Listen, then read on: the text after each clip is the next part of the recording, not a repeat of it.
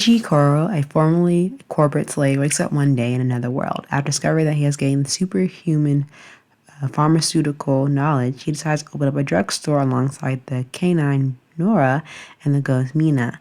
There he tends to all the needs of all who visit his shop with potions and the likes. This anime has about 12 episodes.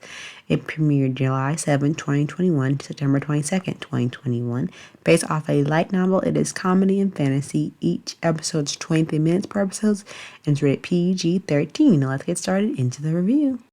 What I really like about this anime is that, especially like the main protagonist, he's like transported from like a rough 9 to 5 job to now living it kind of laid back and easy in the country, being a pharmacist.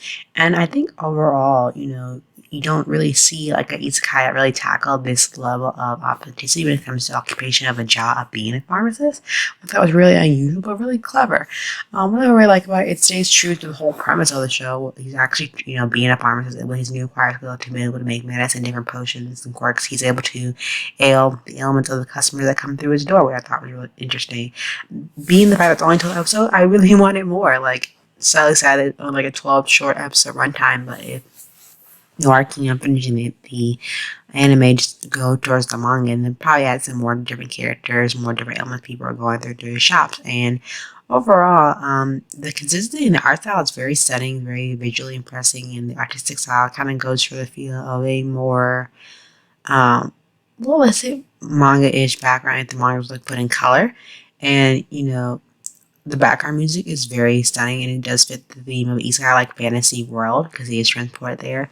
The intro and the outro they done really well, along with the interesting cast and character that you encounter along the way. Especially Reiji himself, he tried his best to make sure take his knowledge from like the modern world and try to adapt it to this fantasy world era. Was kind of different in terms of sense of the currency and the people, and having his assistant, the lovely canine Nora, who you will see right here, who kind of is tasked to delivering his potions or medicine to people who kind of live far away from his shop.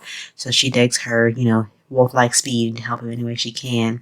I think nowadays with this, especially, I would also put this in category of Slice of Life because very nostalgic, very, calm, concentric. And I think overall, with the plot, it's very simple to the point where, you see Reiju kind of enjoying himself in this world where he doesn't have to report to, a demanding boss or, either pushy or inconsiderate coworkers. He can live this nice common life, making potions, making apparel, and selling for an honest living with his 2 coworkers that he has right now in the shop until he grows more with getting more employees and customers, I think Overall doesn't portray him as being overly powerful or immoral. He's just such a normal, simple man that gets 2 skills to make a different merchandising potions to help those around him along with his new companions.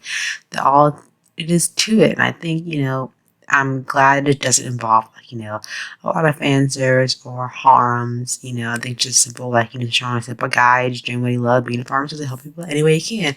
While also then I think overall having this isekai is a different twist and laid back from all the other isekais that I really have seen over the years, especially when you're giving very overpowerful MC, whether it be male or female, and then it's dropped into isekai and it's everything just like overpowered, which is fine. And there's right in harems, or there's a lot of fan service. It's a mix of just the two.